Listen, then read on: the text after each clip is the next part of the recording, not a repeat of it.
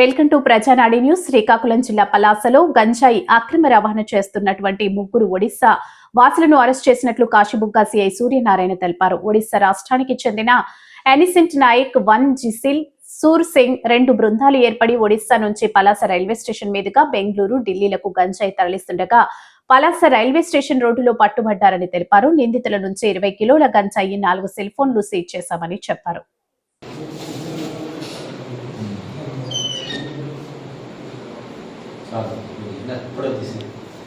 10 seconds.